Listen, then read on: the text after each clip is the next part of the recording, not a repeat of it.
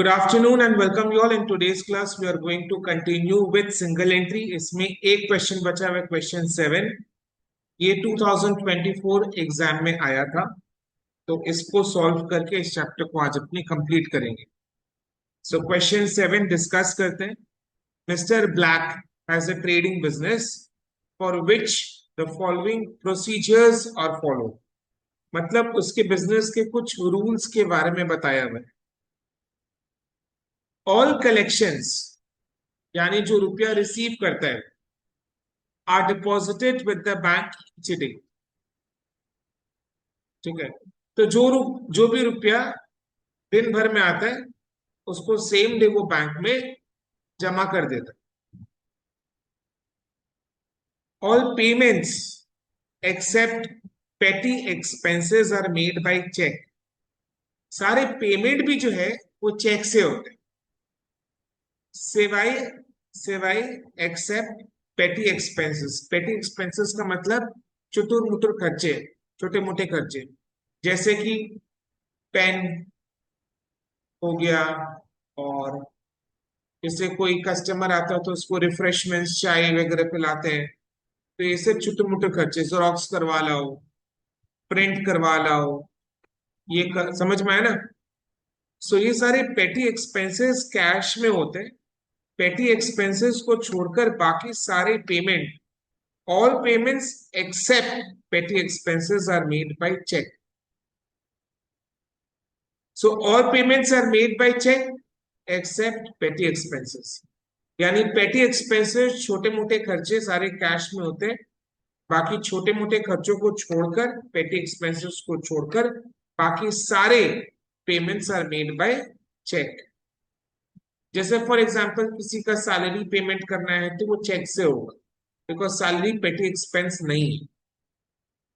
But हाँ, अगर कोई सैंपल कुरियर करवाना है तो कुरियर का खर्चा पेटी एक्सपेंस है, तो वो कैश में पेमेंट होता है. समझ में आया. रेंट का खर्चा, ये पेमेंट चेक से होता है. रेंट इज नॉट पेटी एक्सपेंस. तो बड़े बड़े मेन खर्चे जो है वो चेक से होते हैं. चुटुर मुटुर खर्चे जो है कैश, चुटुर पुटुर खर्चे छोटे मोटे, राइट, सो उनको हम पेटी एक्सपेंसेस बोलते. जैसे बिजनेस एंटिटी में क्या होता है ना, दो टाइप का कैशियर होता है. एक होता है पेटी कैशियर और एक होता है मेन कैशियर. मेन कैशियर बड़े बड़े पेमेंट्स को संभालता है, एंड पेटी कैशियर जो है वो छोटे मोटे खर्चे को संभालता है. जैसे वर्कर्स के लिए चाय का खर्चा, कोई क्लाइंट आया तो उसको रिफ्रेशमेंट्स का खर्चा, राइट. सो पेटी कैशियर का काम है छोटे मोटे खर्चे को देखना, ठीक है, एंड मेन कैशियर का काम है बड़े बड़े खर्चे को देखना. तो पेटी कैशियर को क्या करता है, मेन कैशियर पेटी कैशियर को हर महीने एक अमाउंट दे देता है. जैसे पापा, जैसे घर में भी देखो, घर में भी पापा सारे बड़े खर्चों का पेमेंट करते हैं, और आप लोग जो खर्चे करते हो वो कौन सी कैटेगरी में आ गया, पेटी एक्सपेंसेस में. समझ में, अपने जो घर में खर्चा करते हैं वो मेरा पेटी एक्सपेंस है. जैसे कि कॉलेज गई, मेट्रो से गई, ऑटो से गई, या बस से गई, या उबर से गई, वो आपका पेटी एक्सपेंस है. एग्जाम शुरू होना वाला, उसके लिए स्टेशनरी खरीद लाई, क्लिपबोर्ड खरीद लाई, एडमिट कार्ड का प्रिंट, मतलब प्रिंट तो खैर मिल जाएगा आपको, राइट, और पेन, इरेजर, शार्पनर, स्केल, ये सब खरीद लाई. तो ये सारे पेटी एक्सपेंसेस हैं. तो अपने जो करते हैं घर में खर्चे, वो पेटी एक्सपेंसेस है, आप लोग जो करते हैं. एंड पापा जो घर खर्चा निकालते हैं वो सारे मेन एक्सपेंसेस है, राइट. सो पापा घर के मेन कैशियर होते हैं, तो पापा का जिम्मेदारी है सारा मेन खर्चों का पेमेंट करना. बट जो सारे पेटी एक्सपेंसेस का काम है वो पेटी कैशियर का है. तो पापा क्या करते हैं, आप हर टाइम कॉलेज जाने से पहले रुपया मांगती हो पापा से? शायद नहीं. तो पापा क्या करते हैं, मंथ में से अमाउंट जो लगता है कि इतना खर्चा लग जाता है, तो उसे 1000-1500 आपको मंथ में दे देते हैं. तो पूरा मंथ उसी में से निकालना पड़ता. समझ में आ रहा है ना. तो मेन बिजनेस एंटिटी में भी क्या होता है कि जो मेन कैशियर है वो पेटी कैशियर को हर महीने एक अमाउंट पे करेगा, जिससे वो सारे पेटी एक्सपेंसेस को इनकर करेगा, पेमेंट करेगा, पेटी एक्सपेंसेस का पेमेंट करेगा। समझ में आ रहा है कि हर छोटे खर्चे के लिए, जैसे आप अगर हर बार पापा से कभी ये पेन लाना है तो 10 रुपया दे दो, कॉपी लाना है तो 20 रुपया दे दो, कॉलेज जाना है तो बस का भाड़ा दे दो, हर बार पापा पापा is not approachable that much also approachable ना, बस पापा तो ऑफिस भी जाते हैं, काम भी करते हैं। पापा को तो हर टाइम अपने अप्रोच नहीं कर सकते, मम्मी को बार बार जाके पूछेंगे, तो मम्मी का भी अपना काम है, राइट। तो इसीलिए सिस्टम क्या बनाया गया कि हम हर महीने जितना अपना खर्चा लगता है उस अकॉर्डिंग हर महीने एक अमाउंट दे देंगे पेटी कैशियर को, जैसे कि आप लोग हैं पेटी कैशियर, और उसमें से पूरा मंथ का पेटी एक्सपेंसेस का पेमेंट आप लोग करो। क्लियर है? समझ में आया ना? राइट। ओके। सो ऐसे नेक्स्ट देखो, to meet petty expenses, a check for rupees 2000 is withdrawn from the bank on first day of each month. To meet petty expenses, a check for rupees 2000 is withdrawn from the bank on the first day of each month. However, salaries are paid by check. मतलब क्या? To meet petty expenses, a check for rupees 2000 is withdrawn from the bank on the first day of each month. यानी main cashier क्या करता है? अब क्योंकि इनका सारा ट्रांजैक्शंस बैंक के थ्रू है, जैसे पॉइंट नंबर ए में क्या लिखा हुआ है, दिन भर में जितना भी रुपया कलेक्ट होता है, रुपया रिसीव होता है, वो सारा उसी दिन बैंक में जमा कर देते हैं। All collections are deposited with the bank each day. तो इनका सारा रुपया जो वो बैंक में जमा हो जाता है डेट हर दिन। बी में क्या लिखा हुआ है, सारा पेमेंट भी चेक से होता है, सिवाय पेटी एक्सपेंसेस को छोड़। तो इनका सारा ट्रांजैक्शन किससे होता है? बैंक। ठीक है, बैंक इनका मेन, बैंक से ही सारे ट्रांजैक्शन होते। तो क्या लिखा हुआ है, to meet petty expenses, petty expenses का तो पेमेंट कैश में होता है। तो क्या लिखा हुआ है, to meet petty expenses a cheque for rupees 2000 is withdrawn from the bank on the first day of each month. यानी क्या हो रहा है कि जो मेन कैशियर है वो 2000 रुपए का चेक बैंक में लेकर जाता है, बैंक में देता है 2000 रुपए का चेक, और बैंक में से अगेंस्ट दैट चेक 2000 रुपए उठा लेता है। Rupees 2000 is withdrawn from the bank. Main cashier क्या करता है, 2000 रुपए का चेक लेकर बैंक में प्रेजेंट करता है, और वहां से वो 2000 रुपए कैश उठा लेता है। उठाकर किसको देता होगा? पेटी कैशियर। यानी ये पेटी कैशियर का पॉकेट मनी है मंथ का। 2000 रुपए इज पॉकेट मनी ऑफ पेटी कैशियर। समझ में आया? तो मेन कैशियर क्या कर रहा है, 2000 का चेक काटकर बैंक में ले जाता है, वहां से 2000 रुपए चेक के अगेंस्ट विड्रॉ करता है, विड्रॉ करके किसको देता है? पेटी कैशियर को देता है। अब इसके लिए क्या एंट्री पास हो सकता है? इसके लिए क्या एंट्री पास हो सकती है? हाँ, petty cash account debit to bank account. Very logical, because petty cash भी जो है वो एसेट है, पेटी एक्सपेंस एक्सपेंस है, बट कैश पेटी कैशियर के पास जो रोकड़ा पड़ा हुआ है, कैश पड़ा हुआ है, वो तो बिजनेस के लिए एसेट है। 10 रुपए का नोट भी बिजनेस के लिए एसेट हो, 10 रुपए का नोट भी बिजनेस के लिए एसेट है।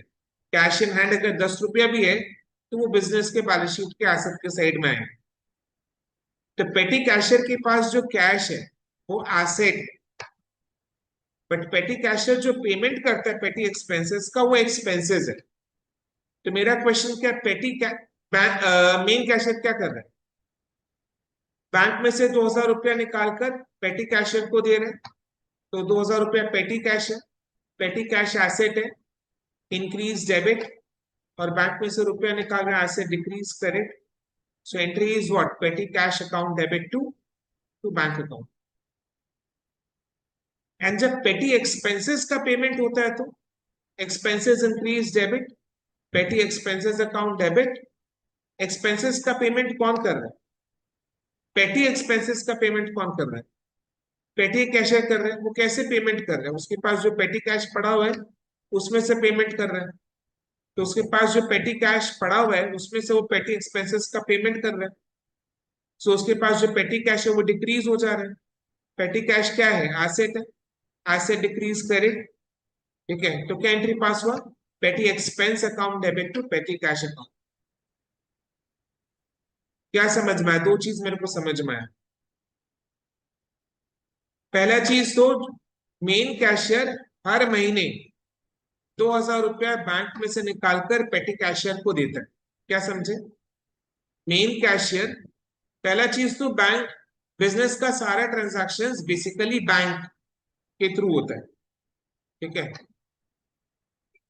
सो नंबर वन अपने क्या समझे, जो मेन कैशियर है वो हर महीने बैंक में से 2,000 रुपया निकालकर पेटी कैशियर को देता है। और उसके लिए, इसके लिए क्या एंट्री पास होता है? Petty cash account debit to bank, because petty cash, any kind of cash is asset, जिसके लिए rule is increase debit decrease credit. So main cashier क्या कर रहा है? 2,000 रुपया बैंक में से निकालकर पेटी कैशियर को दे रहे हैं। तो petty cash asset increase debit, bank में से निकाल रहे हैं, bank is also an asset. Bank में बैलेंस कम हो रहा है, bank asset decrease credit. So entry is petty cash account debit to bank account. तो पेटी कैशियर के पास पेटी कैश आ गया, पेटी कैश आ गया। अब उस पेटी कैश का पेटी कैशियर क्या करेगा? पेटी एक्सपेंसेस का पेमेंट करेगा। तो जब पेटी कैशियर पेटी एक्सपेंसेस का पेमेंट कर रहे हैं तो एक्सपेंसेस इंक्रीज डेबिट, यानी पेटी एक्सपेंस इंक्रीज डेबिट। पेमेंट किससे कर रहे हैं? उसके पास जो पेटी कैश पड़ा हुआ है उससे कर रहे हैं। पेटी कैश एसेट, पेमेंट करने से वो डिक्रीज हो रहा है, so asset decrease credit. So entry is petty expense account debit to petty cash account. Clear? Salaries का पेमेंट बस चेक से होता है, ठीक है, चलो बढ़िया बात है। क्लियर है? मेन पेमेंट चेक से होता है, जैसा हमने पहले डिस्कस किया था इसमें। यानी सैलरी जो वो पेटी एक्सपेंस नहीं होता, ठीक है। ओके। अच्छा, हर महीने, साल में कितना महीना होता है? 12 की 13? 12 मंथ्स होता है। तो हर महीने अगर मेन कैशियर पेटी कैशियर को 2,000 रुपया करके दे रहा है तो पूरे साल कितना दे रहा है? 2,000 इंटू 12 इज इक्वल टू 24,000।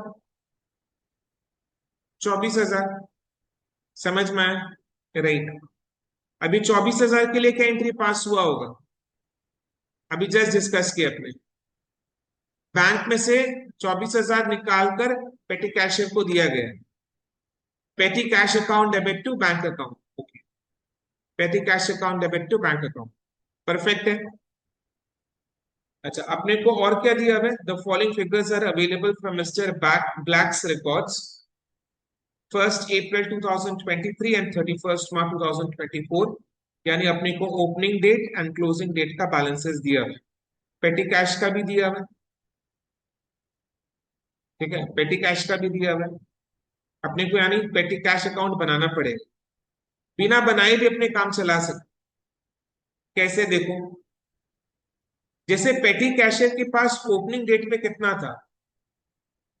4,000 रुपया था। आप अपने आप को पेटी कैशियर समझ लो। तो पेटी कैशियर के पास कितना है? 4,000 है। पूरे साल, पूरे साल में उसको टोटल में मेन कैशियर से कितना मिला? 24,000 मिला। पेटी कैशियर के पास ईयर के स्टार्टिंग में कितना था? 4,000 था। पूरे साल 12 महीने में टोटल में पेटी कैशियर को मेन कैशियर से कितना मिला? हर महीने उसको 2-2 हजार करके मिलता है, साल में 12 महीना होता है। तो 24,000 मिला। तो उसके पास 24,000 आया। हुआ कितना उसके पास? 28,000 हुआ। और ईयर के एंड में कितना बचा? केवल 5,200। केवल 5,200। तो बोलो, हो गया तो उसके हो गया तो उसके पास 28,000, बट ईयर के एंड में कितना बचा? 5,200। यानी पेटी, यानी कहाँ गया ये रुपया? पेटी एक्सपेंसेस का पेमेंट करने में गया। कहाँ गया ये रुपया? पेटी एक्सपेंसेस का पेमेंट करने में गया। तो पेटी एक्सपेंसेस का कितना पेमेंट हुआ है? मतलब पेटी एक्सपेंसेस कितना का पेमेंट हुआ है? 28,000 minus 5,200, 22,800 is the amount of petty expenses. और पेटी एक्सपेंसेस के लिए एंट्री क्या पास होता है? Petty expenses account debit to petty cash. तो वो 22,800 रुपये है।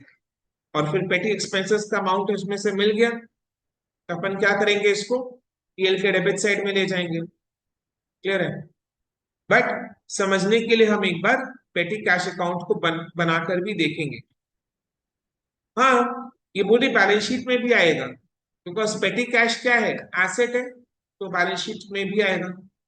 कैश चाहे 10 रुपया का हो या 1 रुपया का हो या चवन्नी का हो, वो एसेट में आता है। समझ में आया?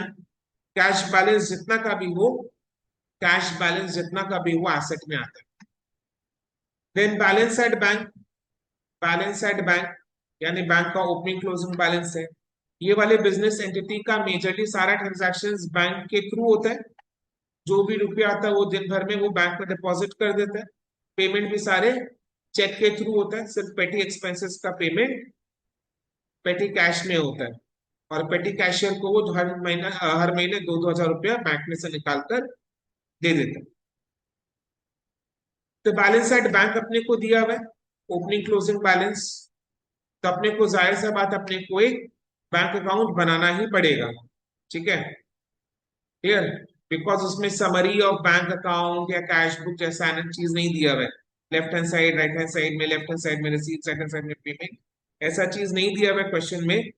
बैंक का ओपनिंग और क्लोजिंग बैलेंस दिया हुआ है, तो इसके लिए अपने एक बैंक अकाउंट बनाएंगे। डेटर्स क्रेडिटर्स अकाउंट तो बनाना ही है। ठीक है? Stock, opening stock, closing stock है। ये ओपनिंग स्टॉक है और ये क्लोजिंग स्टॉक है। फिक्स्ड एसेट्स का ओपनिंग क्लोजिंग बैलेंस दिया हुआ है। फिक्स्ड एसेट में भी देखो, ओपनिंग क्लोजिंग बैलेंस में एक डिफरेंस है। क्लोजिंग बैलेंस 6,000 से इंक्रीज हुआ है, यानी जरूर फिक्स्ड एसेट का परचेज हुआ है। तो अपने को एक फिक्स्ड एसेट अकाउंट भी बनाना पड़ेगा। यानी कितने अकाउंट बनाने हैं? एक बैंक अकाउंट बनाना है, एक डेटर्स अकाउंट बनाना है, एक क्रेडिटर्स अकाउंट बनाना है और एक फिक्स्ड एसेट अकाउंट बनाकर देना। और वेरी नाइस, वही मैं सुनना चाह रहा था, पेटी कैश अकाउंट भी बनाना है। समझ में आ रहा है? यानी जितने भी सारे एसेट्स है लगभग सबके अकाउंट अपने को बनाना है, plus creditors account. So petty cash account, bank account, debtors account, creditors account, fixed asset account. समझ में आ रहा है? डेटर्स क्रेडिटर्स अकाउंट बनाना तो हर क्वेश्चन में फिक्स्ड है, मैंडेटरी है। इस क्वेश्चन में बैंक अकाउंट क्यों बना रहे? बिकॉज बैंक अकाउंट बनाकर नहीं दिया। तो जब क्वेश्चन में बैंक अकाउंट बनाकर नहीं दिया हुआ तो अपने को बैंक अकाउंट बनाना ही पड़ेगा। तो इसलिए बैंक अकाउंट बना रहे हैं। इसमें बैंक अकाउंट के साथ पेटी कैश अकाउंट को भी बनाना पड़ेगा। पेटी कैश अकाउंट बनाने का क्या ऑब्जेक्टिव है? To find out the amount of petty expenses. Petty expenses कितना का पेमेंट हुआ है वो निकालने के लिए पेटी कैश अकाउंट बनाना पड़ेगा। यानी 22,800 कैसे आया वो दिखाने के लिए पेटी कैश अकाउंट बनाना पड़ेगा। देन इस क्वेश्चन में फिक्स्ड एसेट अकाउंट क्यों बनाना है? बिकॉज फिक्स्ड एसेट के ओपनिंग क्लोजिंग बैलेंस में डिफरेंस है। 6,000 का फिक्स्ड एसेट परचेज दिखाई दे रहे हैं, तो वो शो करने के लिए फिक्स्ड एसेट अकाउंट बनाना पड़ेगा। ओके, क्लियर है? Payments made to creditors during the year 1,02,000, यानी क्रेडिटर्स को पूरे साल में 1,02,000 का पेमेंट हुआ है। अच्छा, क्रेडिटर्स अकाउंट से रिलेटेड 3 मिनिमम आइटम्स बताओ तो जो क्रेडिटर्स अकाउंट में होने ही चाहिए। 3 minimum: opening closing balance, purchases from creditors and तीसरा is payment to creditors. So opening closing balance ये टेबल में दिया हुआ है, 60,000 और 92,000। Then payment made to creditors additional information में दिया हुआ है 1,02,000। तो क्रेडिटर्स अकाउंट बनाकर क्या मिल जाएगा? परचेजेस मिल जाएगा, परचेजेस मिल जाएगा। Okay, okay, right. और अच्छा, ये जो पेमेंट हुआ ये कैसे हुआ है? कैश में हुआ या चेक में हुआ है? चेक में हुआ है, बिकॉज परचेजेस कभी पेटी एक्सपेंस नहीं होता। पेटी एक्सपेंसेस मतलब 10-20 रुपए का चीज होता है, ठीक है। So purchases is a main expense, तो इसका पेमेंट चेक से हुआ है बाय डिफॉल्ट, राइट। तो इसके लिए क्या एंट्री पास होगा? क्रेडिटर्स का पेमेंट हुआ है चेक से 1,02,000, creditors account debit to bank account. समझ में आई? ये जो पेमेंट है 1,02,000, ये कैसे हुआ है? चेक से हुआ है।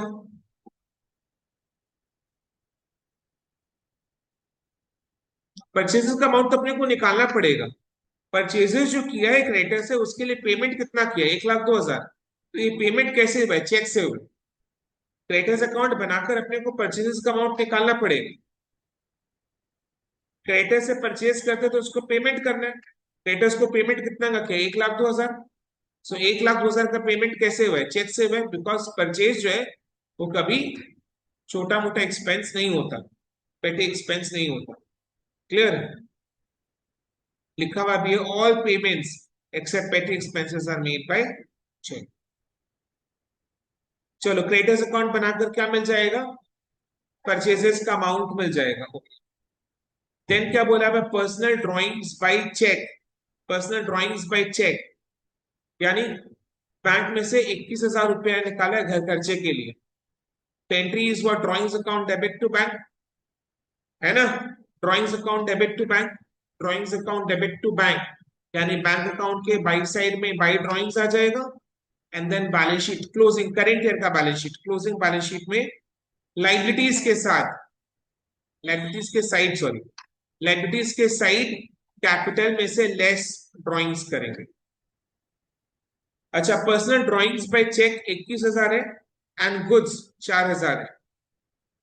गुड्स 4,000 है, यानी 4,000 का गुड्स को भी निकाला है पर्सनल यूज के लिए, ठीक है। तो इसके लिए क्या एंट्री पास होता है? Drawings account debit to purchases account. तो इसका दो जगह इफेक्ट का आएगा।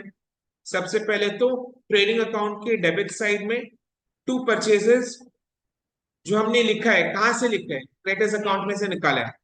सो क्रेडिटर्स अकाउंट में से जो परचेजेस मिला है, उसको हमने क्या किया? ट्रेडिंग अकाउंट के डेबिट साइड में टू परचेजेस लिखा, उसके नीचे लेस करेंगे ड्रॉइंग्स 4,000 रुपये, ठीक है। बिकॉज अगर गुड्स निकालते हैं पर्सनल पर्पस के लिए, तो entry is drawings account debit to purchase. तो परचेजेस में से इसको क्या करना है? लेस करना है। सो ट्रेडिंग अकाउंट के डेबिट साइड में टू परचेजेस से लेस ड्रॉइंग्स 4,000। परचेजेस का अमाउंट कहां से मिलेगा? क्रेडिटर्स अकाउंट में से मिलेगा। यानी 4,000 का दूसरा ट्रीटमेंट कहां पर होगा? करेंट ईयर का बैलेंस शीट यानी क्लोजिंग बैलेंस शीट में लाइबिलिटीज के साइड कैपिटल में से लेस करेंगे ड्रॉइंग्स, यानी कुल मिलाकर टोटल ड्रॉइंग्स कितना होगा? हो गया 21,000 प्लस 4,000 इज इक्वल टू 25,000 का ड्रॉइंग्स है। क्लियर है? ओके। मिस्टर ब्लैक, जो बिजनेस का ओनर है, sells goods at a gross profit of 40% on sales. सोचो ये इंफॉर्मेशन क्यों दिया हुआ होगा? सेल्स का अमाउंट को निकालने के लिए, क्योंकि पूरा क्वेश्चन को लगभग हमने पढ़ लिया है, कहीं पर भी सेल्स का अमाउंट नहीं दिया हुआ। अच्छा, डेटर्स अकाउंट, डेटर्स अकाउंट में तीन मिनिमम चीज बता: ओपनिंग क्लोजिंग बैलेंस, सेल्स का अमाउंट, और payment received, amount received, cash collection from debtors, amount receive from debtors. अब देखो, पूरे क्वेश्चन में अपने को सिर्फ डेटर्स का ओपनिंग क्लोजिंग बैलेंस ही मालूम है, सेल्स का अमाउंट नहीं पता, अमाउंट रिसीव फ्रॉम डेटर्स का अमाउंट नहीं पता। तो एक पर्टिकुलर अकाउंट में दो आइटम मिसिंग हो चुका है, और बैलेंसिंग फिगर खाली एक ही आइटम का निकलता है ना। बैलेंसिंग फिगर खाली एक ही आइटम का निकलता है। तो या तो हमें अलग से सेल्स का अमाउंट निकालना होगा, या फिर अलग से अमाउंट रिसीव फ्रॉम डेटर्स का अमाउंट निकालना होगा। तो पॉइंट सी में जो इंफॉर्मेशन अपने को दिया हुआ है कि mister Black sells goods at a gross profit of 40% on sales, ये इंफॉर्मेशन को यूज कर हम बिल्कुल एक सेल्स का अमाउंट निकाल लेंगे कि टोटल में कितना का सेल्स हुआ है। कैसे निकालोगे? कैसे निकालोगे? Sells goods at gross profit of 40% on sales, जिसके ऊपर परसेंटेज होता है 40% ऑन सेल्स है, तो सेल्स को क्या पकड़ लेना है? 100 रुपया। तो अगर सेल मेरा 100 रुपया का है, तो प्रॉफिट मेरा 40 रुपया का है।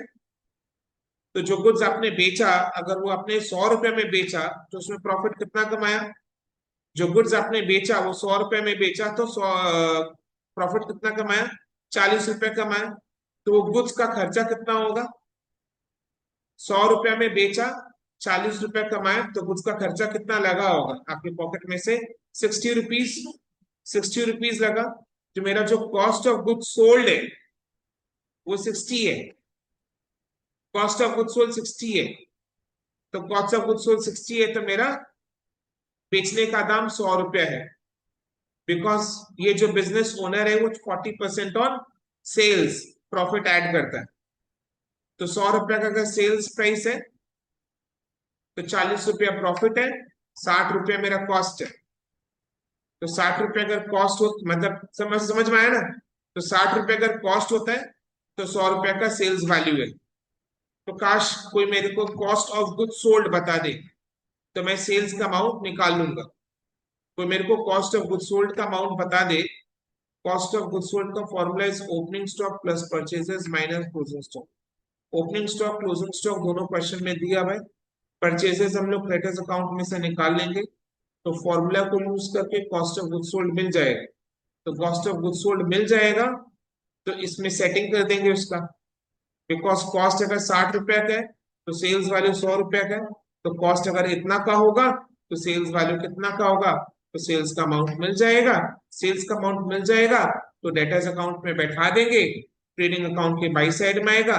डेटर्स अकाउंट में बैठाने से क्या होगा? डेटर्स अकाउंट में फिर एक ही आइटम मिसिंग होगा, which is amount receive from debtors. Because opening closing balance है दिया हुआ क्वेश्चन में। सेल्स हम इस तरीके से निकाल लेंगे। तो बचा क्या? Amount receive from debtors. So debtors account में से amount receive from debtors as balance figure मिल जाएगा, जिसके लिए एंट्री क्या पास होगा? Bank account debit to debtors account. तो इसका दो जगह ट्रीटमेंट का आएगा। बैंक अकाउंट के डेबिट साइड में to debtors and debtors account के बाई साइड में बाय बैंक। क्लियर है? Depreciate fixed assets by 10%। D में आ जाओ। Depreciate fixed assets by 10% on closing balance before depreciation. Depreciate fixed assets, fixed assets ये रहा, bye 10%। 10% का डेप्रिसिएशन चार्ज करना on closing balance before depreciation. जानबूझ के ऐसा हरकत किया इन लोग। On closing balance before depreciation. What is closing balance before depreciation? अभी तक क्या डेप्रिसिएशन चार्ज हुआ है? हाँ या ना में जवाब दो। तो एडिशनल इन्फॉर्मेशन में कैसे हो? एडिशनल इन्फॉर्मेशन में है, इसका मतलब डेप्रिसिएशन चार्ज करने का काम नहीं हुआ। बोला है ना डेप्रिशिएट फिक्स्ड एसेट्स का मतलब क्या? डेप्रिसिएशन करो। डेप्रिशिएट सिट डाउन मतलब बैठ जाओ। डेप्रिशिएट फिक्स्ड एसेट्स यानी फिक्स्ड एसेट को डेप्रिशिएट करो, यानी डेप्रिसिएशन अभी तक चार्ज नहीं हुआ है। सो ये जो 26,000 का क्लोजिंग बैलेंस है, 26,000 का क्लोजिंग बैलेंस है, this is what? Closing balance before depreciation. Question खुद ही तो बोल रहे डेप्रिशिएट फिक्स्ड एसेट्स, यानी डेप्रिसिएशन चार्ज करना बाकी है, डेप्रिसिएशन चार्ज हुआ नहीं है। तो ये जो 26,000 का क्लोजिंग बैलेंस है, this is closing balance before depreciation. तो क्लोजिंग बैलेंस बिफोर डेप्रिसिएशन कितना है? 26,000। तो क्या बोले? Depreciate fixed assets by 10% on 26,000, यानी 2,600 का डेप्रिसिएशन है। 2,600 का डेप्रिसिएशन है। क्लियर? समझ में आ रहा है? तो डेप्रिसिएशन चार्ज करने के बाद क्लोजिंग बैलेंस कितना बचे? डेप्रिसिएशन चार्ज करने से पहले 26,000, डेप्रिसिएशन मारे कितना? 2,600। सो डेप्रिसिएशन को क्या करते हैं? प्लस या माइनस? माइनस। तो डेप्रिसिएशन चार्ज करने के बाद बैलेंस कितना बचेगा? निकालने का मन नहीं कर रहा है। 23,400। कोई बात नहीं, मेरा एग्जाम है। ठीक है, 23,400 का मेरा क्लोजिंग बैलेंस बचा। This is closing WDV after charging depreciation. Clear? तो जो फिक्स्ड एसेट अकाउंट अपने बनाएंगे उसके क्रेडिट साइड में बाय बैलेंस C/D 23,400 आ जाएगा। ठीक है, right? You are required to prepare profit and loss account for the year ended 31st March 2024 and a balance sheet as on that date of the business of Mr. Black. ठीक है, right? तो अपने profit and loss account for the year ended 31 March 2024 का format, closing date का balance sheet, opening date का balance sheet. और हमने 5 account बनाने का नक्की किया है। क्या क्या अकाउंट है वो? Bank account, debtors account, creditors account, fix asset account and पेटी कैश अकाउंट। तो 5 अकाउंट का फॉर्मेट रेडी करो। यानी क्या क्या फॉर्मेट रेडी करना है? Trading and profit and loss account का, क्लोजिंग डेट का बैलेंस शीट, ओपनिंग डेट का बैलेंस शीट एंड ये 5 लेजर अकाउंट का फॉर्मेट रेडी करना। ठीक है, कर लेते हैं। फिर जब क्वेश्चन को सॉल्व करेंगे तो एक एक बार और एक्सप्लेन करते जाऊंगा, तो चीज दिमाग में सेट हो जाएगी। क्लियर है?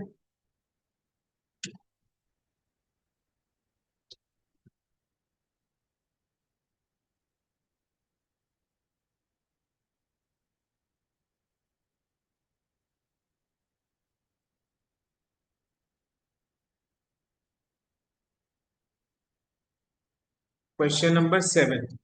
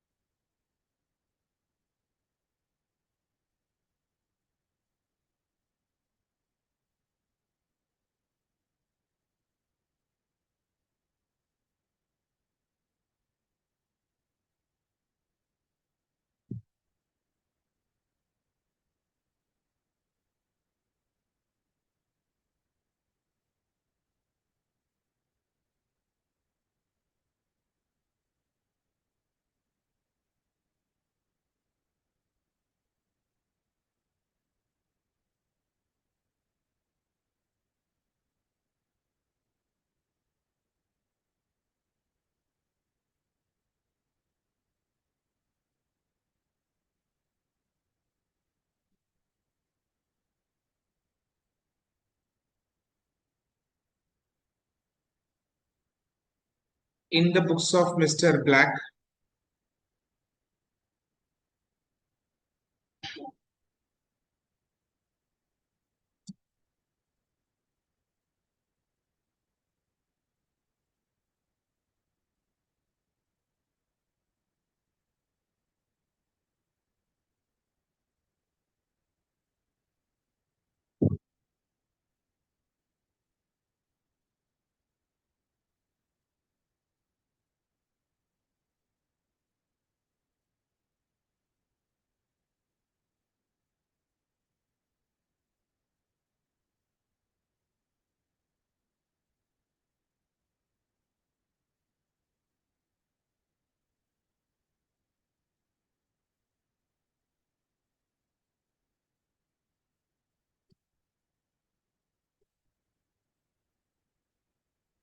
तो in the books of mister Black, trading and profit and loss account for the year ended 31 March 2024 A. Then balance sheet as on 31st March 2024, balance sheet as on 1st April 2023, opening date का balance sheet है। Then bank account, debtors account, creditors account, fixed assets account और petty cash account।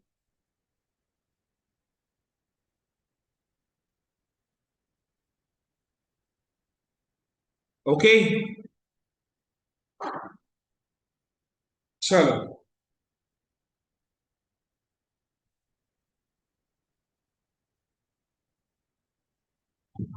Ready? Raju ने ready? Yes, sir. Okay, Raju ने ready. Ritika, Akanksha ready? Yes, sir. Yes, sir.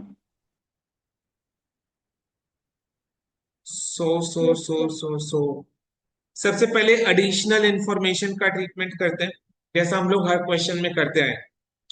Payment made to creditors during the year 1,02,000, इसके लिए entry क्या pass होगा? Creditors account debit to bank 1,02,000 rupees. तो ये creditors account में आएगा। दो जगह कहाँ आएगा? एक बैंक अकाउंट के बाई साइड में बाई क्रेडिटर्स, और दूसरा क्रेडिटर्स अकाउंट के टू साइड में टू बैंक। ओके, तो इससे पहले हम लोग क्या करेंगे, बैंक अकाउंट का opening closing balance, creditors account का ओपनिंग क्लोजिंग बैलेंस सही जगह सेट कर देते हैं। बैंक अकाउंट का ओपनिंग बैलेंस दो जगह कहाँ आएगा, ओपनिंग बैलेंस शीट के एसेट के साइड में, बैंक अकाउंट के डेबिट साइड में, to balance C by D. Bank account का क्लोजिंग बैलेंस शीट के एसेट के साइड में, बैंक अकाउंट के बाई साइड में, by balance C by D. Creditors account का ओपनिंग बैलेंस का दो जगह ट्रीटमेंट, ओपनिंग बैलेंस शीट के लाइबिलिटी साइड में एंड क्रेडिटर्स अकाउंट के क्रेडिट साइड में by balance B by D. And closing balance sheet के लाइबिलिटी साइड में एंड क्रेडिटर्स अकाउंट के डेबिट साइड में to balance C by D. Okay, चलो करो।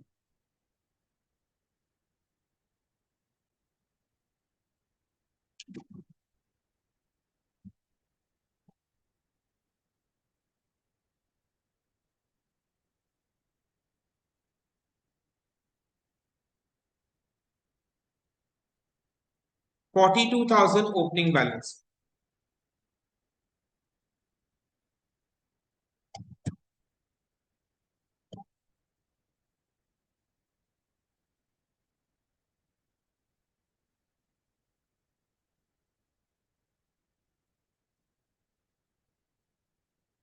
क्लोजिंग बैलेंस बैंक का 23,000 है।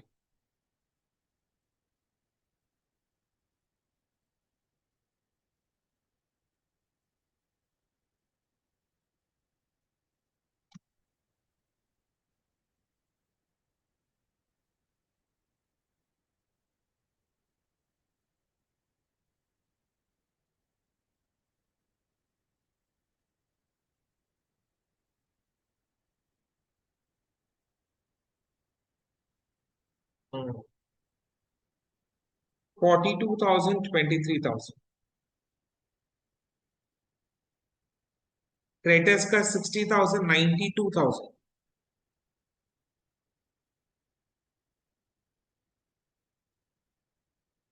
क्रेडिटर्स 60,000, 60,000, 92,000।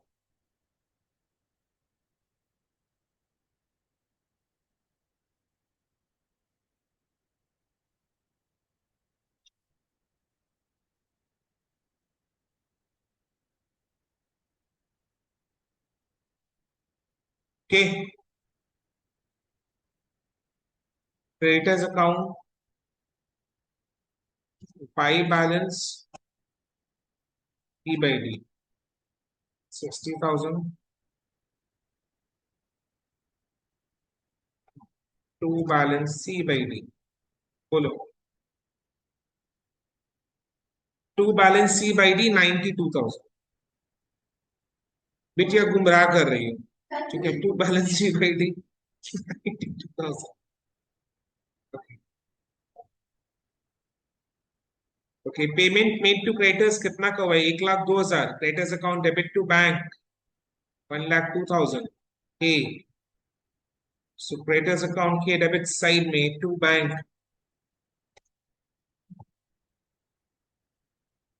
1,02,000 एंड बैंक अकाउंट के बाई साइड में बाई क्रेडिटर्स अकाउंट 1,02,000। हो गया दो जगह ट्रीटमेंट।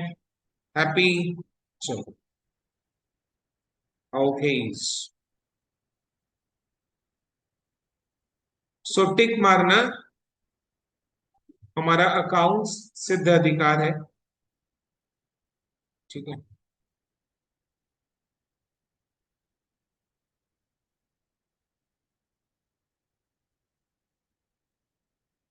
अच्छा, क्रेडिटर्स अकाउंट में से लगे हाथ परचेजेस को भी निकाल लें, ये रुक जाए, निकाल लेते हैं। निकाल लेते हैं। सबको बोल रहे कि सर निकालो, बिकॉज क्रेडिटर्स अकाउंट में मिनिमम तीन चीज आता है, opening closing balance, purchases made from creditors and payments made to creditors. उसमें से क्रेडिटर्स अकाउंट में अभी हमारे पास opening closing balance and payment to creditors है, तो बैलेंसिंग फिगर परचेजेस आ जाएगा। क्रेडिटर्स के साथ एज सच कोई ट्रांजैक्शन और कोई ट्रांजैक्शन नहीं हुआ है, और कोई इनके अलावा और कोई ट्रांजैक्शन नहीं हुआ है। क्वेश्चन को पढ़कर समझ में आया? तो केवल परचेज हुआ है और क्रेडिटर्स का पेमेंट भी। अच्छा, क्रेडिटर से जब हम परचेज करते हैं तो क्या एंट्री पास होता है? Purchases account debit to creditors account. So creditors account के बाई साइड में, बाई परचेजेस, देखो बाई साइड में ही बैलेंसिंग फिगर आया है, तो ये बैलेंसिंग फिगर बाई परचेजेस का ही है। सो परचेजेस कितना का हुआ है? 1,34,000 का हुआ है। परफेक्ट। सो 1,34,000 का दूसरा ट्रीटमेंट कहां पर होगा? ट्रेडिंग अकाउंट के डेबिट साइड में। सबसे पहले ओपनिंग स्टॉक लिखने के लिए जगह छोड़ो, उसके नीचे लिखो टू परचेजेस इनर कॉलम में। इनर कॉलम में 1,34,000 बिकॉज प्रोप्राइटर ने कुछ गुड्स को पर्सनल पर्पस के लिए, पर्सनल यूज के लिए बिजनेस में से निकाला है, तो वो ड्राइंग्स को भी इधर में हम लेस करेंगे। क्लियर? सो इसलिए इनर कॉलम में लिखा 1,34,000, राइट? तो परचेज क्रेडिटर्स अकाउंट अपना कंप्लीट भी हो गया वैसे, राइट? काम खत्म इसका। Next, personal drawings by cheque 21,000 के लिए entry is drawings account debit to bank. So bank account के बाई साइड में बाई ड्राइंग्स 21,000, क्रेडिट साइड में by drawings account 21,000, and then current year का बैलेंस शीट यानी क्लोजिंग डेट के balance sheet के liabilities के साइड कैपिटल अकाउंट में से लेस करना है, तो कैपिटल में पहले ओपनिंग बैलेंस के लिए जगह बना दो, उसके नीचे कर दो लेस ड्राइंग्स। क्या दिक्कत है?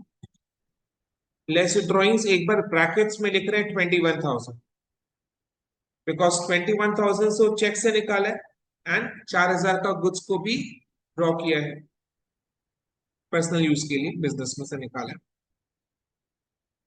So next, personal drawings by goods यानी 4,000 का गुड्स को निकाले, इसके लिए एंट्री क्या पास होगा? Drawings account debit to purchases. To purchases यानी परचेजेस को अपने लेस करेंगे, परचेजेस में से less goods drawn for personal use.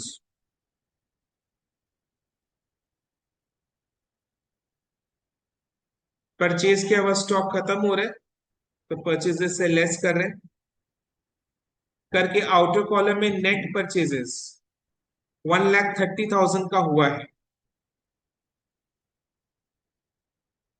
Outer column में नेट 1,30,000 आ रहा है। अब ये 4,000 का ड्रॉइंग्स में हम closing balance sheet, current year के बैलेंस शीट में कैपिटल से लेस ड्रॉइंग्स। सो ड्रॉइंग्स, टोटल ड्रॉइंग्स मेरा 21,000 बाई चेक एंड 4,000 गुड्स का हो गया, कुल मिलाकर 25,000 लेस माइनस 25,000। Okay, done.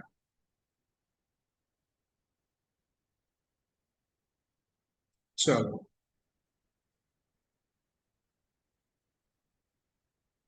हो गया। 21,000 का दो जगह ट्रीटमेंट हो गया, 4,000 का दो जगह ट्रीटमेंट हो गया। परफेक्ट है। चलो, mister Black sells goods at a gross profit of 40% on sales. ये इंफॉर्मेशन किस काम का है, क्या निकालने के लिए यूज होगा? ये सेल्स का अमाउंट निकालने के लिए यूज होगा, बिकॉज डेटर्स अकाउंट के बारे में हम सोचे तो डेटर्स अकाउंट में मिनिमम कम से कम तीन चीज क्या आता है? ओपनिंग क्लोजिंग बैलेंस, सेल्स का amount, amount receive from debtors. But question में सिर्फ ओपनिंग क्लोजिंग बैलेंस ही दिया हुआ है, सेल्स का amount, amount receive from debtors नहीं दिया हुआ है। तो बैलेंसिंग फिगर किसी एक ही आइटम का आता है, तो या तो हमें पहले सेल्स का अमाउंट निकालना होगा, तो अमाउंट रिसीव फ्रॉम डेटर्स मिल जाएगा बैलेंसिंग फिगर की तरह, या फिर हम पहले अमाउंट रिसीव फ्रॉम डेटर्स निकाले तो सेल मिलेगा एज बैलेंसिंग फिगर। बट दोनों में से क्या निकालने की संभावना हो रही है?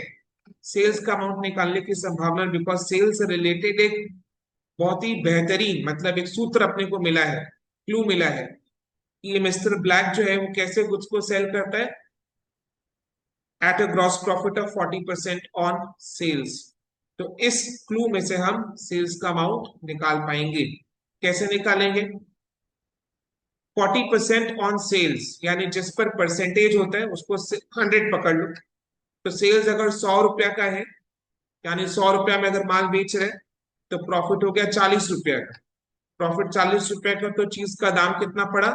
60 रुपया का। 60 रुपया का चीज को आप 40 रुपया प्रॉफिट लगाकर 100 रुपया में निकाला है। यानी जब मेरा कॉस्ट है 60 रुपया का, तो बेचा कितना में? 100 रुपया में। तो काश कोई मेरे को कॉस्ट बता दे, कॉस्ट ऑफ गुड्स सोल्ड बता दे, तो हम सेल्स का अमाउंट निकाल लेंगे ये रिलेशन को यूज करके, सेटिंग करके इधर में। तो पहले अपने को क्या निकालना होगा? Cost of goods sold. And cost of goods sold का फॉर्मूला पिछले 3 या 4 क्वेश्चन से हम यूज करते आ रहे हैं, तो रग रग में बस चुका है। क्या है वो formula? Opening stock plus purchases minus closing stock.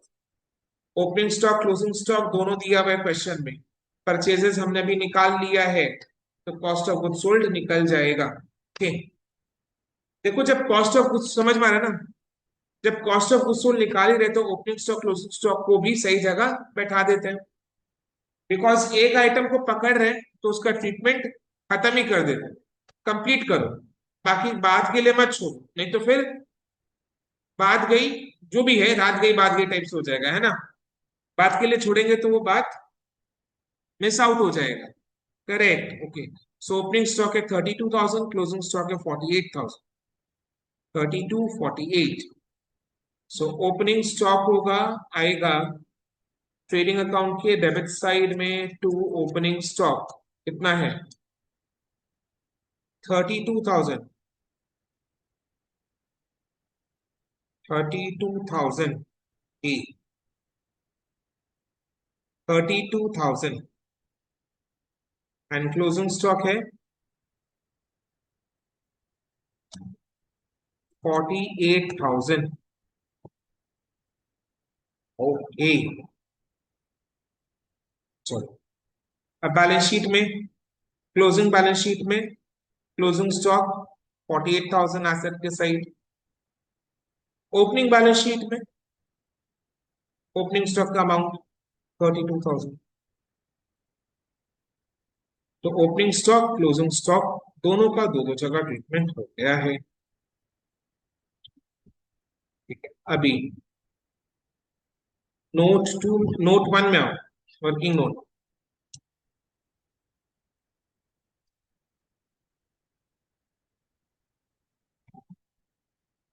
Cost of goods sold is equal to opening stock plus purchases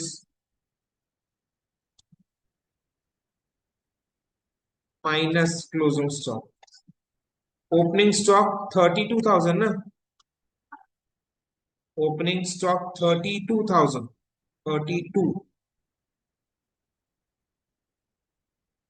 opening stock का है, हाँ 32 प्लस परचेजेस। अब मेरा डाउट है,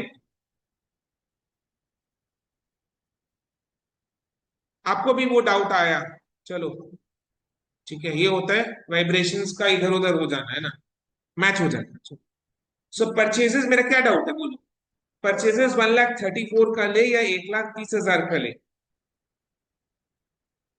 बिटिया रानी बोल रही 1,30,000 का लो, और किसी को कुछ कहना है? दूसरी बिटिया बोल रही 1,34,000 का ले लो। आज सारी बिटिया ही क्लास कर रही है, बोलो 1,30,000 या 1,34,000?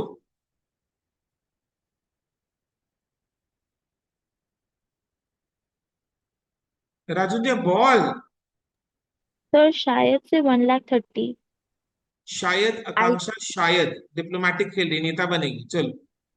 वन राजू ने लैख बोलो। थर्टी Not तारुण्य? sure. 1,34,000 maybe. ओ, ये भी मे बी टाइप्स हो रहा है। अच्छा, तो class is divided now. Ritika, the onus is on you. Whatever Ritika says, Ritika बोले, Ritika. Sir, I think 1,34,000. So Ritika says 1,30,000। तो वोट जो है 34, sir. कैसे, मेजोरिटी 1,30,000 हो गया ना, तो आंसर इज 1,30,000। ठीक है, right, answer is 1,30,000। The reason is very simple. 1,34,000 में से 4,000 का गुड्स का तो ट्रेडिंग हो नहीं सकता ना, उसको तो बेच नहीं पाएंगे, बिकॉज वो प्रोप्राइटर अपने घर के काम के लिए निकाल चुका है, तो उसका ट्रेडिंग नहीं हो पाएगा, तो उसमें कमाई नहीं हो पाएगा। तो ट्रेडिंग कितने आइटम्स का हो पाएगा? 1,30,000 का। 4,000 का गुड्स जो प्रोप्राइटर ने अपने घर के यूज के लिए निकाला है, उसको तो बिजनेस में ट्रेड नहीं कर पाएगा। बोल के तो हमने परचेजेस से लेस किया है, बिकॉज उसका ट्रेडिंग नहीं हो पाएगा, बोलकर तो परचेजेस में से लेस किया है। यानी ट्रेडिंग कितने आइटम्स का कर पाओगे?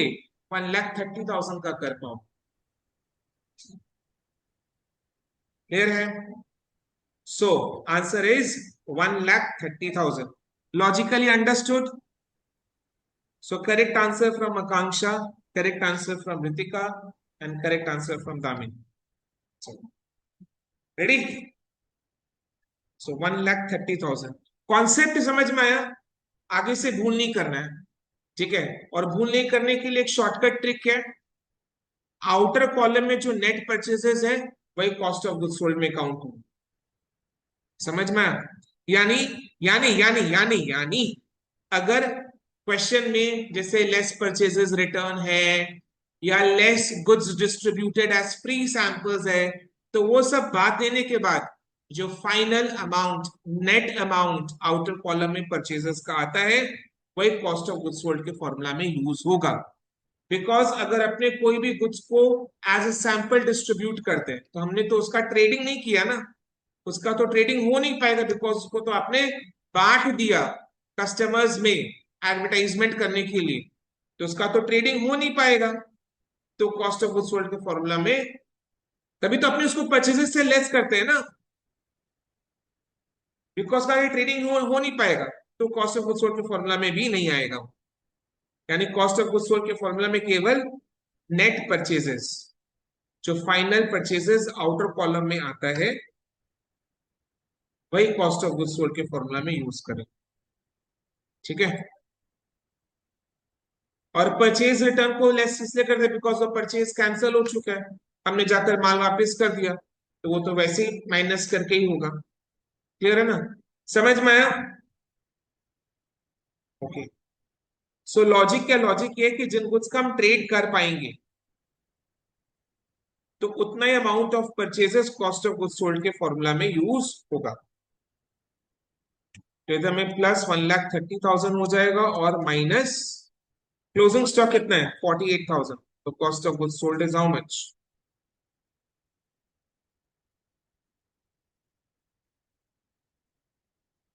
1,14,000 रुपीज, 1,14,000।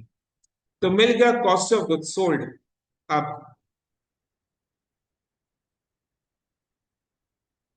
लिखो, when sales is equal to 100, then profit is equal to 40% of 100, which is equal to rupees 40. Then cost is equal to 100 minus 40 is equal to rupees 60.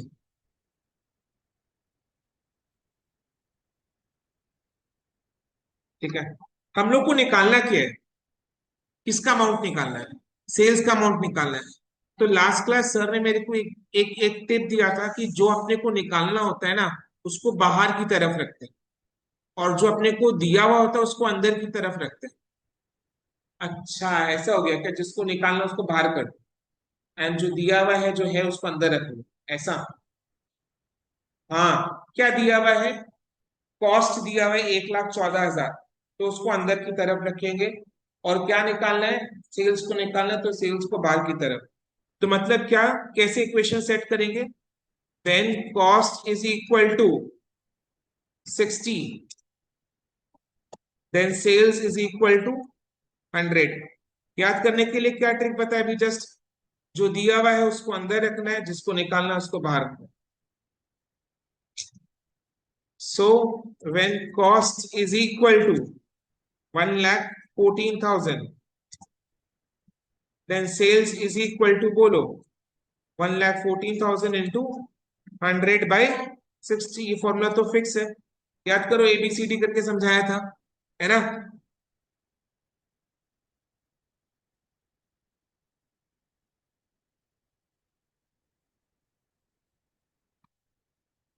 One lakh 90,000 मेरा sales का amount है, 1,90,000 मेरा sales का amount है, 1,90,000 मेरा sales का amount है। तो सेल्स का अमाउंट मिल गया है मुबारक हो। तो सेल्स के लिए क्या एंट्री पास होगा, debtors account debit to sales account. So debtors account में आने का टाइम आ चुका है। तो डेटर्स अकाउंट का श्री गणेश कैसे करोगे, ओपनिंग क्लोजिंग बैलेंस से। So to balance B by D by balance C by D. अच्छा, डेटर्स अकाउंट का ओपनिंग क्लोजिंग बैलेंस एक बार टेबल में से देख लेते हैं। 94,000 ओपनिंग बैलेंस है एंड 1,32,000 क्लोजिंग बैलेंस। 94 1,32,000,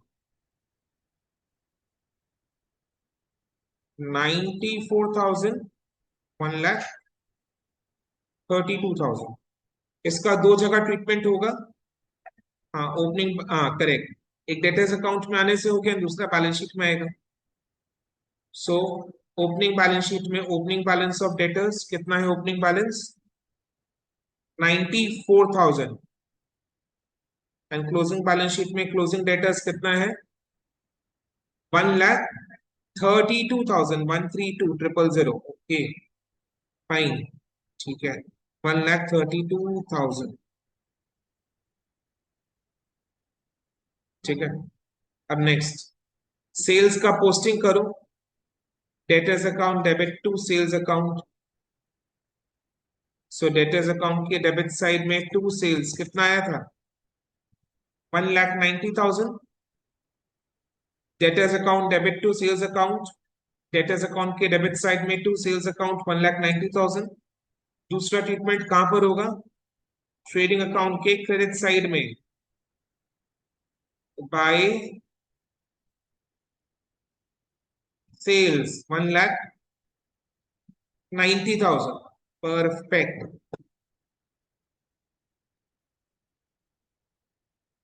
अच्छा, क्या अपने डेटर्स अकाउंट को भी क्लोज कर सकते हैं, कंप्लीट कर सकते हैं, कंप्लीट कर सकते हैं, बिकॉज डेटर्स अकाउंट में खाली एक ही आइटम बचा हुआ है, that is amount receive from debtors. तीन चीज चाहिए मिनिमम, ओपनिंग क्लोजिंग बैलेंस है, सेल्स का अमाउंट मिल गया, बचा क्या, amount receive from debtors. So debtors account को बैलेंस करके we will get amount received from debtors. Debtors से जो अमाउंट रिसीव होगा, बिजनेस पॉलिसी क्या है, जो भी अमाउंट रिसीव होता है उसको अपने बैंक में जमा कर देते हैं, हर दिन ऐसा ही करते हैं। ठीक है, पूरे दिन में जो रुपया रिसीव हुआ उसको बैंक में जमा कर दिया। तो डेटर्स अकाउंट से जब रिसीव होगा तो क्या होगा, bank account debit to debtors account, bank account debit to debtors account, bank account debit to debtors account, यानी डेटर्स अकाउंट के बाई साइड में बाई बैंक। तो देखना बाई साइड में ही बैलेंसिंग फिगर आएगा, आ रहा है, कितना का आ रहा है,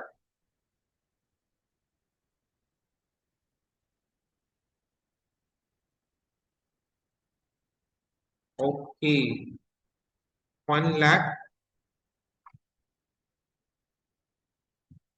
1,52,000 bank account debit to debtors account. So इसका दूसरा इफेक्ट, बैंक अकाउंट के डेबिट साइड में टू डेटर्स अकाउंट 1,52,000।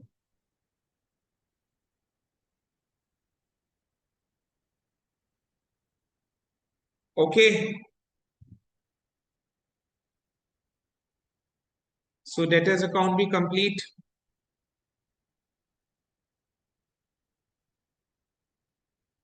परफेक्ट.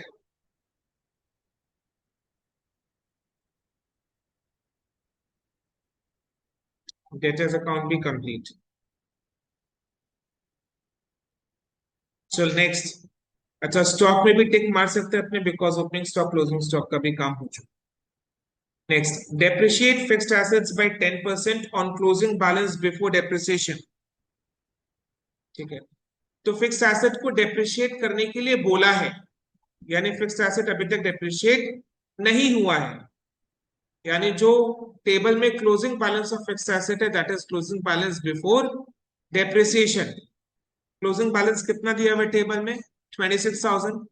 उस पर 10% 2,600 डेप्रिसिएशन है. ठीक है, क्लियर है?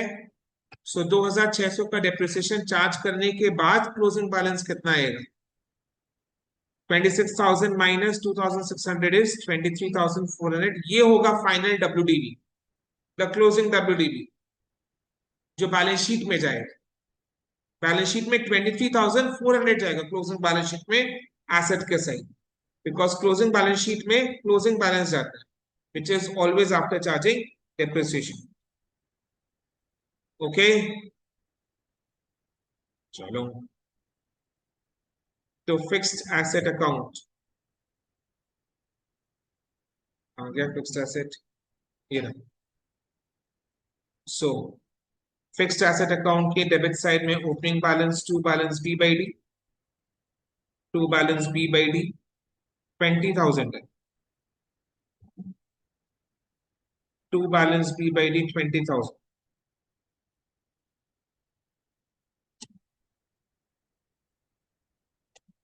देन क्रेडिट साइड में पहले तो बाई डेप्रिसिएशन, डेप्रिसिएशन अकाउंट.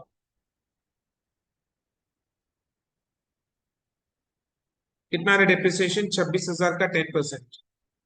अच्छा, दो दो जगह ट्रीटमेंट करते जाओ साथ साथ, नहीं तो भूल जाओगे. जैसे 20,000 का ओपनिंग बैलेंस शीट के एसेट के साइड में, ओपनिंग बैलेंस शीट के एसेट के साइड में fixed assets 20,000. And then depreciation का दूसरा ट्रीटमेंट पीएल अकाउंट के डेबिट साइड में, पीएल अकाउंट के डेबिट साइड में टू डेप्रिसिएशन अकाउंट. कितना? 2,600. सो दो दो जगह ट्रीटमेंट करते रहना अपने को, ना नहीं है. नेक्स्ट, फिक्स्ड एसेट में वापस आ जाओ. डेप्रिसिएशन चार्ज करने के बाद फाइनल क्लोजिंग बैलेंस कितना होगा? By balance C by D, brackets में लिखो 26,000 माइनस 2,600. ये एग्जामिनर को दिखाना जरूरी है. 23,400 हम, ये क्लोजिंग बैलेंस है. Final WDV, closing WDV of the fixed asset, इसको हम क्लोजिंग बैलेंस शीट के एसेट के साइड में रख देंगे. क्लोजिंग बैलेंस शीट के एसेट के साइड में फिक्स्ड एसेट्स 23,400. आप ऐसे भी कर सकते हैं, फिक्स्ड एसेट्स इनर कॉलम में 26,000, उसके नीचे लेस डेप्रिसिएशन 2,600, लाइन ड्रॉ करके आउटर कॉलम में 23,400. ये आकांक्षा बोलो. सर वो 23,400 कैसे आया, वो एक बार क्वेश्चन एक बार एक्सप्लेन कर दीजिए ना. कैसा है वो? ऐसे आया, जैसा आपको दिखाई दे रहा है वैसे आया, जैसे मैंने समझाया वैसे आया. 26,000 है माइनस 10%. 26,000 क्लोजिंग बैलेंस दिया हुआ बिफोर डेप्रिसिएशन टेबल में, उस पर 10% डेप्रिसिएशन 2,600, डेप्रिसिएशन को माइनस करके 20. क्लियर है?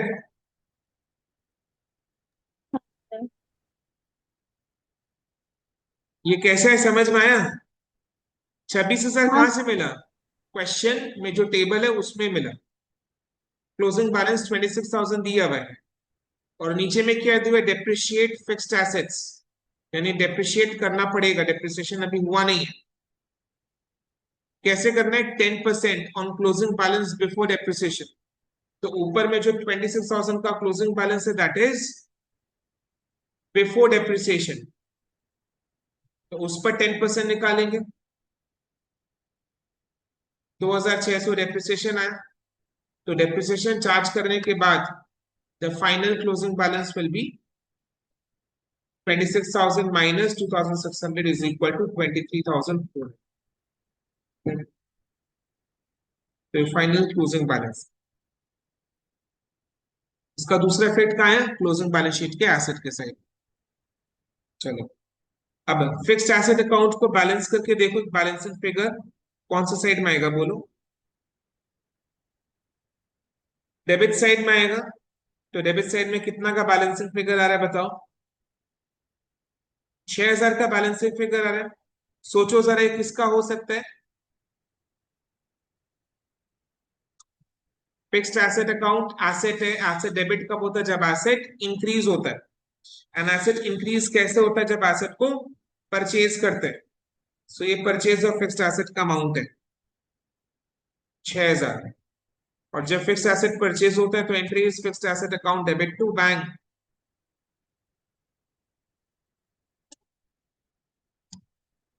क्लियर? फिक्स्ड एसेट अकाउंट को हमने बैलेंस किया, डेबिट साइड में बैलेंसिंग फिगर आया 6,000 का। Fixed asset asset account debit कब होता है? जब एसेट इंक्रीज होता है। एंड फिक्स्ड एसेट इंक्रीज कैसे होएगा? जब फिक्स्ड एसेट को परचेज करेंगे। फिक्स्ड एसेट को परचेज करने का entry is fixed asset account debit to bank. So fixed asset account के डेबिट साइड में जो बैलेंसिंग फिगर है उसमें आप टू बैंक करके लिखोगे 6,000 which is purchase of fixed asset. इसका दूसरा इफेक्ट बैंक अकाउंट के बाई साइड में बाई फिक्स्ड एसेट्स अकाउंट 6,000।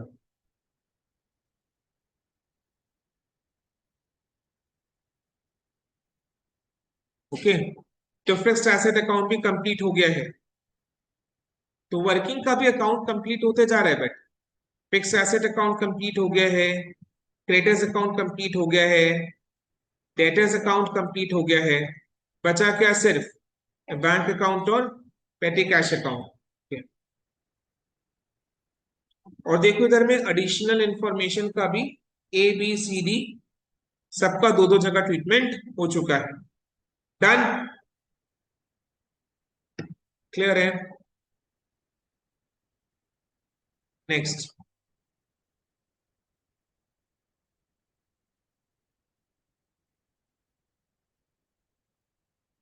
अब देखो टेबल। और क्या दिया अपने को? टेबल ही दिया हुआ है। इसके ऊपर तो अच्छा, इसके में सी वाला काम का चीज है।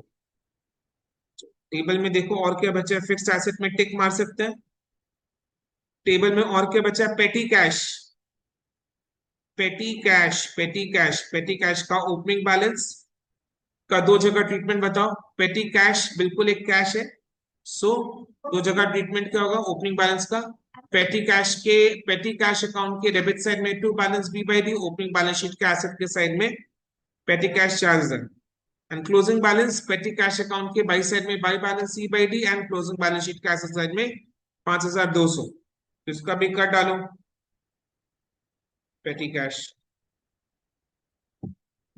सो टेबल का भी काम हो गया है। सो पेटी कैश अकाउंट के डेबिट साइड में to balance B by D कितना? 4,000। क्या बात है! और क्लोजिंग बैलेंस में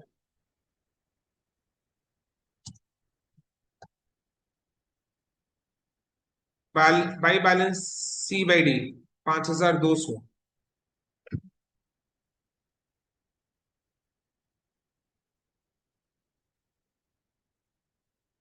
क्लोजिंग बैलेंस शीट में एसेट के साइड पेटी कैश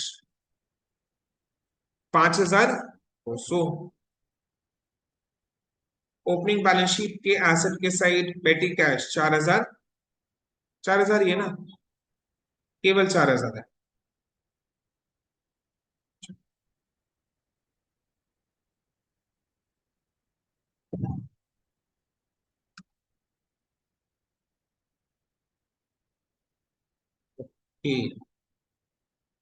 सो पेटी, सो टेबल का काम खत्म, टेबल का काम भी हो गया। चलो, टेबल के सारे आइटम्स में टेक, यानी टेबल के सारे आइटम्स का ट्रीटमेंट दो दो जगह हो गया है।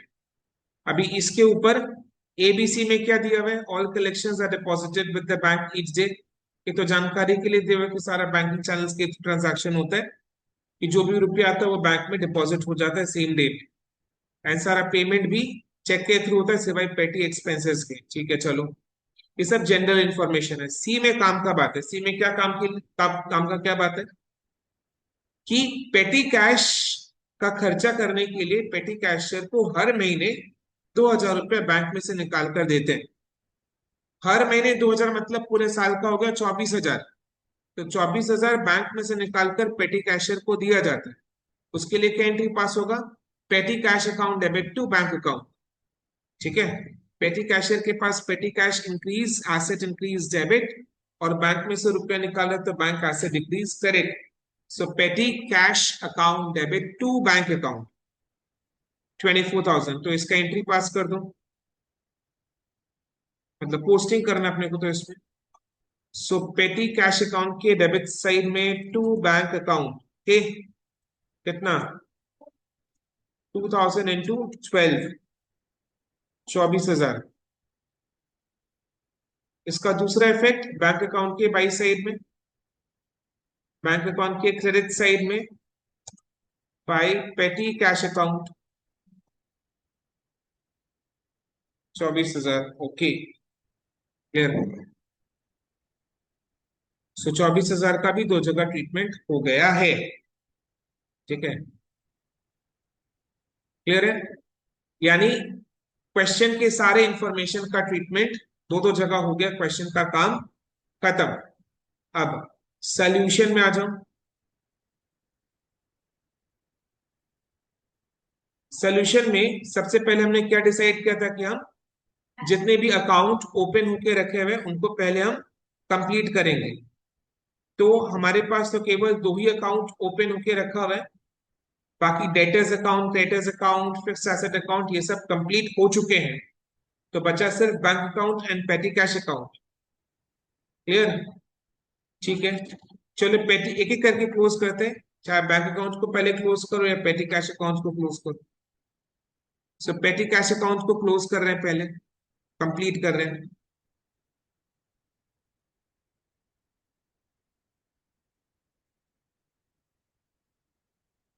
सो पेटी कैश अकाउंट में क्रेडिट साइड में एक बैलेंसिंग फिगर आएगा, कितना आ रहा है, 22,800 आ रहा है। सो 22,800 क्या चीज का बैलेंसिंग फिगर है, याद करो इसको हमने कैलकुलेट भी किया था। पेटी एक्सपेंसेस का पेमेंट का अमाउंट है ये, पेटी एक्सपेंसेस का पेमेंट का अमाउंट है। पेटी एक्सपेंसेस का पेमेंट के लिए क्या एंट्री पास होगा, petty expenses account debit to petty cash, ये चीज हमने डिसाइड किया था, डिस्कस किया था। एक्सपेंस इंक्रीज डेबिट, पेमेंट हो रहा है कैसे, पेटी कैश के through. So petty cash asset decrease credit, payment करने से कैश बैलेंस कम होता है, asset decrease credit. So petty cash account credit, so entry is petty expense account debit to petty cash. So petty cash account के by side में petty expenses, तो ये जो by side में बैलेंसिंग फिगर है ये पेटी एक्सपेंसेस का है। क्लियर है, आगे बढ़ने से पहले एक चीज और फिक्स करो अपने दिमाग में। अगर कोई क्वेश्चन में, जैसे इस क्वेश्चन में पेटी कैश अकाउंट बनाने का जरूरत पड़ा, तो पेटी कैश अकाउंट में तीन ही चीज आएगा, मिनिमम मिनिमम तीन चीज आएगा। क्या वो तीन चीज, ओपनिंग क्लोजिंग बैलेंस, पेटी कैशियर को जो कैश मिल रहा है पेटी कैशियर से उसके लिए petty cash account debit to bank वो आएगा, एंड दूसरा जितना पेटी एक्सपेंसेस का पेमेंट उसने किया वो आएगा। समझ में आया ना, तो पेटी कैश अकाउंट में भी मिनिमम तीन ही चीज आएगा, कम से कम तीन चीज क्या है वो, very logical, opening closing balance तो होगा ही होगा। पेटी कैशियर को मेन कैशियर जो अमाउंट रिसीव होता है मंथली वो अमाउंट आ जाएगा, एंड पेटी कैशियर ने पेटी एक्सपेंसेस के लिए जो पेमेंट किया है वो आ जाएगा। Opening balance to balance B by D, closing balance by balance C by D. Petty cashier को जब मेन कैशियर से रुपया रिसीव होता है तो petty cash account debit to bank, and जब पेटी कैशियर पेटी एक्सपेंसेस का पेमेंट करते हैं petty expenses account debit to petty cash. Okay, so हमने ये पेटी कैश का अमाउंट निकाला, इस बैलेंसिंग फिगर एक्सपेंस है, तो इसका फाइनल डेस्टिनेशन पीएल का डेबिट साइड है। सो पीएल के डेबिट साइड में टू पेटी एक्सपेंसेस, यानी बिजनेस का चुटपुट खर्चा का अमाउंट कितना है, 22,800।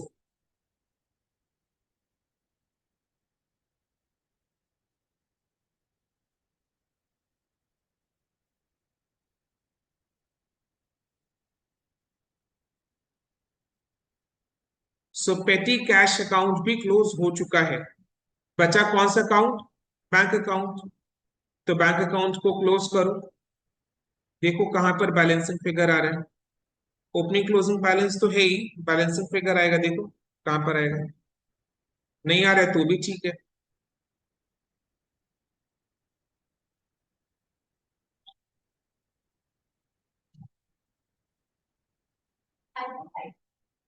बाई साइड में आ रहा है।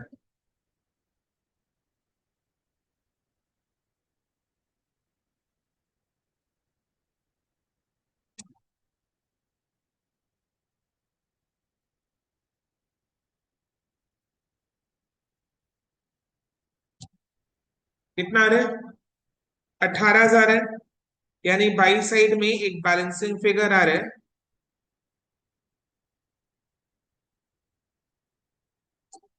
18,000 का।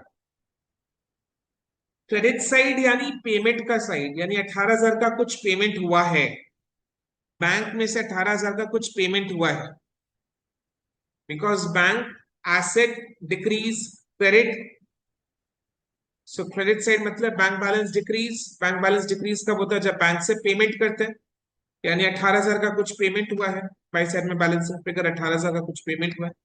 तो क्या पेमेंट हो सकता है, कौन इसका जवाब दे सकते हैं। एक जन बोले ड्राइंग्स, पर ड्राइंग्स का तो अमाउंट ऑलरेडी दिया हुआ है, उसका ट्रीटमेंट भी हो चुका है, करेक्ट।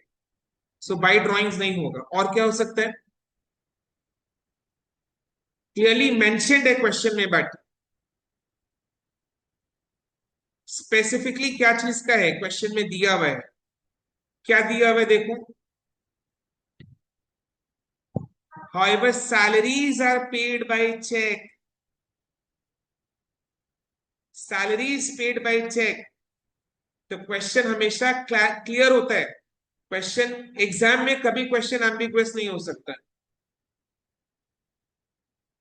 क्वेश्चन ने स्पेसिफाई कर दिया, क्वेश्चन एकदम क्लियर है, salaries are paid by cheque, यानी ये जो बैलेंसिंग फिगर आया है ये सैलरीज के पेमेंट का है।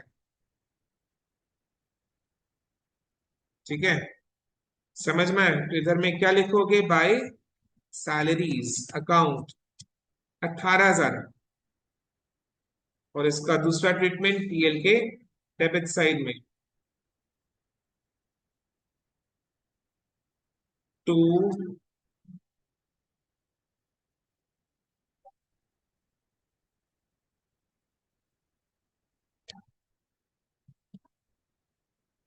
सैलरीज 18,000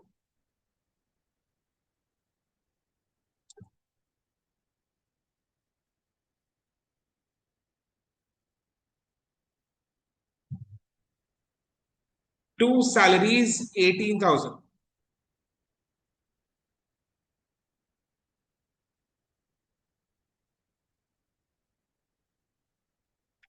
तो बैंक अकाउंट भी कंप्लीट हो चुका है। अभी नेक्स्ट स्टेप में अपने को क्या करना है, ओपनिंग बैलेंस शीट को बैलेंस करना है। बैलेंस करके क्या मिलेगा, कैपिटल अकाउंट का ओपनिंग बैलेंस, वो कितना है देखो,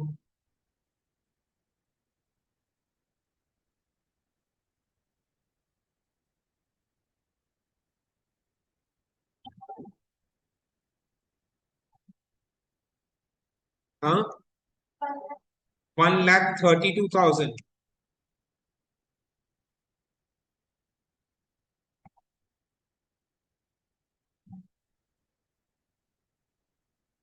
1,32,000। इसको हम कहाँ ले जाएंगे? करेंट ईयर का balance sheet, closing balance sheet में लाइबिलिटीज के साइड, कैपिटल में ओपनिंग बैलेंस 1,32,000 अमाउंट को पुट कर दिया। तो ओपनिंग बैलेंस शीट का भी काम हो गया है अभी। चलो चलो एक एक करके ग्रॉस प्रॉफिट को, सॉरी, ट्रेडिंग अकाउंट को बैलेंस करके ग्रॉस प्रॉफिट निकालो।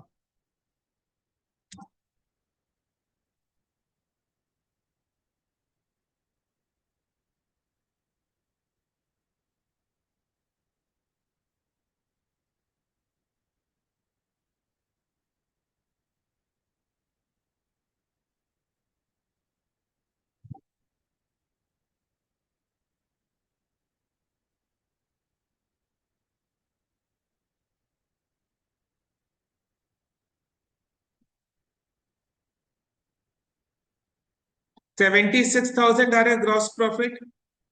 अब एक मैजिक दिखाओ मैं। मिस्टर ब्लैक का क्या पॉलिसी है? ही सेल्स गुड्स, देखो दिया हुआ है। मिस्टर ब्लैक का क्या पॉलिसी है? Mister Black sells goods at a gross profit, gross profit of 40% on sales. Sales कितना है? 1,90,000। कैलकुलेटर में 1,90,000 का 40% निकालो। देखो 76 आया, 76,000 आया कि नहीं आया? आया ना? ठीक है, यानी हम सही चल रहे हैं। ये सही कैलकुलेशन चेक हो गया मेरा, क्रॉस चेक किए। बट अगर हम परचेजेस में कॉस्ट ऑफ गुड्स सोल्ड के फॉर्मूला में परचेजेस का अमाउंट 1,34,000 ले लेते तो हम गलत हो जाए। ठीक है, सो पीएल में ग्रॉस प्रॉफिट क्रेडिट साइड में ब्रॉट डाउन करो बी बाई डी 76,000। अब नेट प्रॉफिट को निकाल के दो।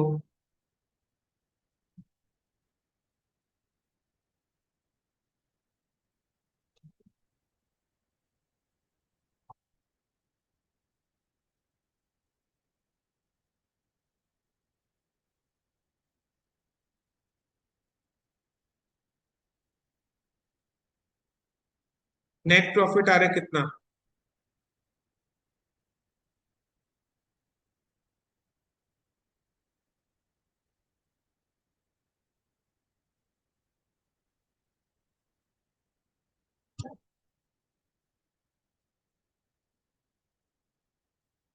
32,600 नेट प्रॉफिट आ रहे हैं। इसको क्या करना है? करेक्ट, कैपिटल में ऐड करना है। क्लोजिंग बैलेंस शीट में कैपिटल में ऐड करना है। Add net profit is equal to 32,600 करके कैपिटल अकाउंट का फाइनल क्लोजिंग बैलेंस निकालो।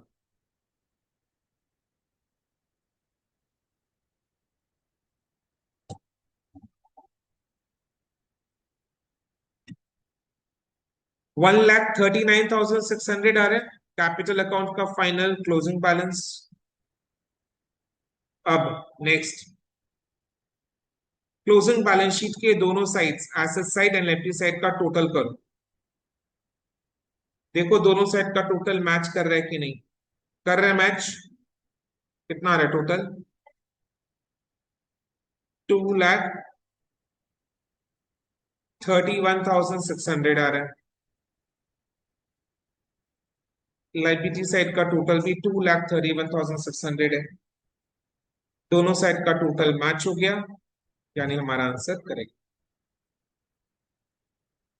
Solution done.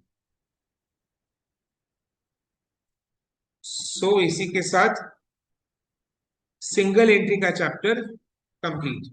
सिंगल एंट्री को अपने सिलेबस में इनकम्प्लीट रिकॉर्ड्स के नाम से भी कहा जाता है। ठीक है, incomplete records, single entry, same chapter. ठीक है, राइट, अच्छा चैप्टर है डेफिनेटली ये। Final account, single entry, not for profit organisation, ये सारे अच्छे चैप्टर्स है जिन्हीं से 15-15 मार्क का क्वेश्चन आता है। फाइनल अकाउंट से कंपलसरी 15 मार्क का क्वेश्चन जो आपको एनी हाउ अटेम्प्ट करना ही होगा, ऑप्शन नहीं होगा। But yes, single entry not for profit organisation में ऑप्शन रहता है। बट अपने को करके सब जाना है, you never know, you never know. ऐसा हो सकता है कि जो हमने पढ़ा उसमें से डिफिकल्ट क्वेश्चन आ गया और जो हमने छोड़ दिया उसी में से इजी क्वेश्चन आ गया। ऐसा होता है, बहुत बार होता है। तो हमें पढ़कर सब जाना है, बिकॉज आपको नहीं पता कि किस में से इजी क्वेश्चन आ जाए। तो पढ़ा हुआ रहेगा तो इजी क्वेश्चन को भी हम अटेम्प्ट कर पाएंगे। नहीं पढ़ा हुआ रहेगा, कुछ भी नहीं जानते, तो वो हाथ से गया ना क्वेश्चन। सोचे तो सिंगल एंट्री करके चले जाते, एनपीओ को छोड़ देते, बट क्या हुआ, सिंगल एंट्री से सबसे डिफिकल्ट क्वेश्चन आ गया और एनपीओ से सबसे इजी क्वेश्चन आया। तो काश हम एनपीओ को एक बार कर लेते तो वो क्वेश्चन को हम अटेम्प्ट करके 15 में 15 ले आते। समझ में आया ना? Right, clear. करके सब कुछ जाना अपने को, अपना A to Z point to point syllabus का point to point, university of Calcutta के सिलेबस में point to point everything is covered in the class. अब सिर्फ एक ही चैप्टर बचा हुआ, that is not for profit organisation. बाकी सारे टॉपिक्स का पॉइंट टू पॉइंट सब कुछ क्लास में कवर हो चुके हैं। एक last and final chapter is left, not for profit organisation. उसको हम नेक्स्ट क्लास स्टार्ट करेंगे, ठीक है। चलो देन, आज के लिए इतना ही। Thank you so much and bye, take care, bye.